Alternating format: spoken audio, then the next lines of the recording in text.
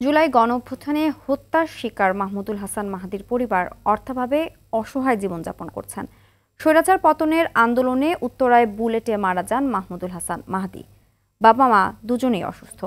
পিতা আব্দুস সাত্তার জানান, সরকারের পক্ষ থেকে এখনো কোনো সহায়তা পাননি তারা। 7 সদস্যের পরিবারে একমাত্র উপার্জনক্ষম ব্যক্তিকে হারিয়ে দিশেহারা পরিবারটি। নিরাপত্তাহীনতার কারণে ছেলে হত্যার অভিযোগে এখনো মামলা করেনি পিতা। এআর বাদলের রিপোর্ট। সানবিট সব দিবে সামাল। সানবিট ম্যাজিক প্রেস ডিশওয়াশিং এর মাথা ঘোরানো সলিউশন।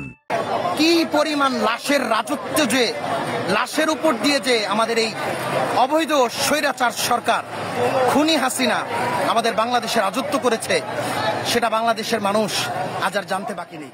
5 আগস্ট শেখ হাসিনা পালিয়ে যাওয়ার পরেই সবাইকে দুমিয়ে না যাওয়ার পরামর্শ দিয়ে ফেসবুক লাইভ করেন মাহমুদুল হাসান মাহাদি। তবে আজকে আমরা আপনাদেরকে বলতে চাই, আমাদেরকে দমে গেলে চলবে না। আমাদের আন্দোলন এখনই শেষ হয় নাই। শেখ হাসিনা পালিয়েছে, পালিয়েই থাকবে, কিন্তু তাকে কোনোভাবে যে কোনোভাবে এদেশের মাটিতে ফিরিয়ে আনতে হবে এবং তাকে কঠিন থেকে কঠিন শাস্তির মুখোমুখি করতে হবে। ওই দিন সকাল থেকেই ছাত্র জনতার আন্দোলনে ছিলেন মাহমুদুল হাসান। স্বৈরাচার পতনের পর বিজয় উৎসবে যোগ দেন তিনি। এরপরেই ঘাতকের বুলেট মাহমুদুল হাসানের বুক ভেদ করে বেরিয়ে যায়।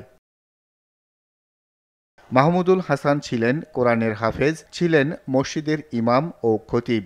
الذين هم في صلاتهم خاشعون। মায়ের হাতের বিরিয়ানি খাওয়ার ইচ্ছে থাকলেও শেষ পর্যন্ত খাওয়া হয়নি মাহমুদুল হাসানের। আম্মুর সাথে শেষ কথা হয়েছিল সকালবেলা। ওই দিন বের হইতেছে, আম্মু বলতেছে, বাবা ওইদিকে যাইস না, গুলি লাগবো। ভাইয়া বলে, না মা, গুলি লাগবো না, আজকেই শেখ হাসিনার পতন হইব। তাই আম্মু পরে ভাবি ওনারা বলতেছিল শেখ হাসিনারে কেউ নামাইতে পারবো না। দুপুরবেলা যখন পরে সব খবর ছড়াইলো পতনের পরে, দুপুরবেলা ভাইয়া ফোন দিয়েছে আম্মুর কাছে, ফোন দিয়ে বলতেছে যে আম্মু, তোমরা তো বলছো শেখ হাসিনার পতন হইব না, শেখ হাসিনা তো এখন পালাইছে, তাড়াতাড়ি বিরিয়ানি রান্না করো, আমি আইসা বিরিয়ানি খাম। পরে আম্মু বলতেছে যে বাবা, সব মশলাপাতি সব কিছু নাই, তুই আয়া মশলাপাতি নিয়ে পরে আমরা বিরিয়ানি রান্না করে কালকে খাম। এই মানে আম্মুর সাথে শেষ কথা হয়েছে এইটা। মাহমুদুলের একমাত্র ছেলে ওসমান হাসান হুজাইফা ও স্ত্রী বুশরা আক্তার বায়না করায় মাহমুদুল হাসান ছোট ভাইকে সাইকেল কিনে দিয়েছিলেন। সাইকেল আছে ঠিকই, কিন্তু ভাই নেই। আম্মুর কাছে ফোন করে বলতেছে যে আম্মু, অনুমানরে জিজ্ঞেস করো, সাইকেল কিনবো বলছিল, আমার কাছে টাকা আছে, এখন কিছু কিনবে কিনা। পরে আমি বললাম যে আম্মু বলো ভাইয়ারে তাড়াতাড়ি পাঠাইছে। পরে ভাইয়া পাঠাইছে টাকা। পরেই মানে আমরা গিয়া পরের দিন সাইকেল এটা কিনে আনছি। সময় আসলে আমাদেরকে আদর করে জড়ায় ধরতো, জড়ায় ধরে বলতো, ভাইয়া যাই করো তাই করো, কিন্তু পড়ালেখা বাদ দেওয়া যাবে, পড়ালেখা সবসময় ঠিক রাখবা। আর মানে অনেক পরিমাণে আদর করতো। মাহমুদুলের বাবা জানান, ছেলের আয়েই সংসার চলত। তিনি ইমামতি করলেও অসুস্থতার কারণে এখন আর পারেন না। ছেলে আমার ফোন দিছিল, যাব এখানে এই ঘটনা হইতেছে, অনেক গুলাগুলি হইতেছে। আমি এই সময় হায়দ্রাবাদ চৌরাস্তা বাসাত ছিলাম। পরে বললাম যে বাবা, এক কাজ কর, একটু দূরে সরে যা, দূরে সরে গেলে হঠাৎ করে গুলি লেগে যাবে। তো ছেলে বলে, আব্বু বাতিলের বিরুদ্ধে, হ্যাঁ, এই জালিম সরকারের বিরুদ্ধে আন্দোলন করে যে মরে যায়, শহীদ হয়ে যাবো।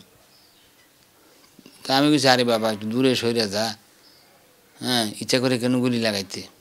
এখানে অনেক মানুষ, থানার থেকে পুলিশ বের হয়ে মানুষের উপরে আক্রমণ করতেছে, মানুষও চতুর্দিকে থানা ঘেরাও করে রাখছে।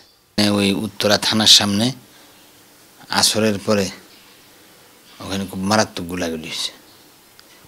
মানে এখানে থানার ভিতরে পুলিশও ছিল, আবার ইন্ডিয়ান কি বাহিনী বলে একটা ছিল, তারাও ছিল। এখানে আক্রমণ করে 17-18 জন জায়গাতে মেরে লেছে। এর মধ্যে আমার ছেলের বুকের ডাইন ছেড়ে গুলি লাগছে।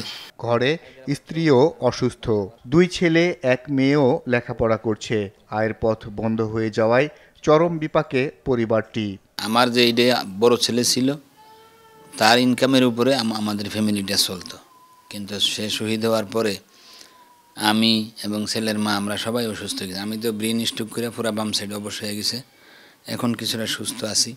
এইভাবে আমরা চলতেছি। আমার আরও 2টা ছেলে আছে মাদ্রাসা পড়ে, একটা মেয়ে আছে পড়ে, কিন্তু সরকারি অনুদানটা আপনাদের মাধ্যমে আমি ছেলের বাবা হিসাবে, শহীদের বাবা হিসাবে এটা আমি যেন পাই, এটা অন্যদিকে যেন না যায়, এটা আমার হাতে যেন আসে, তাহলে আমি অনেক উপকৃত হইতে পারব। নিরাপত্তাহীনতার ভয়ে ছেলে হত্যার বিচার চেয়ে এখনও মামলা করেননি তিনি। মামলা দিতে গেলে আঙ্গুর বিরুদ্ধে হুমকি দুমকি, আঙ্গুর বিরুদ্ধে হত্যা মামলা দিবে, মানহানি মামলা দিবে, ফৌজদারি মামলা দিবে। এটা তো সরকার থেকে আমরা যদি সমস্ত শহীদ পরিবার যদি সরকার থেকে কোনো একটা সহযোগিতা না আইনিভাবে, আমি তো একবার মনে মনে নিয়ত করি যে আমি এদের বিরুদ্ধে মামলা দিয়া আমি কোর্টে যে একটা রিট আবেদন করব, যে সারা বাংলাদেশের শহীদের ফ্যামিলির পক্ষ থেকে যে আমরা আইনানুগভাবে নিরাপত্তা পাইব কিনা এটা আমরা জানতে চাই। মামলা দিবার আগেই তো আঙ্গুর হুমকি দুমকি দিয়ে কাহিল বানিয়ে নিতেছে, মামলা দেওয়ার পরে কী অবস্থা হবে। আর বাদল, RTV, ঢাকা।